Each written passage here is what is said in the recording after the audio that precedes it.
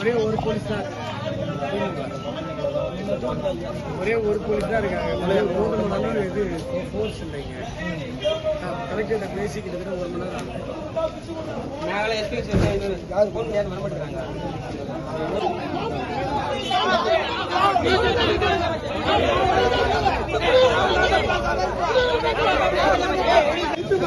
நானே போயிட்டு உள்ள போயிட்டேன். யாரும் உள்ள சேர்க்காதீங்க. யாரும் எங்க டீம்ல இருந்தாலும் உள்ள போகிறேன் சொல்லிட்டு வெளியே வச்சிட்டாங்க. கேட்டுருங்க, எல்லாரும் கேட்டுருங்க. நான் யாரும் கொடுக்கல சார். ஏப்பா அவங்க எதுக்கு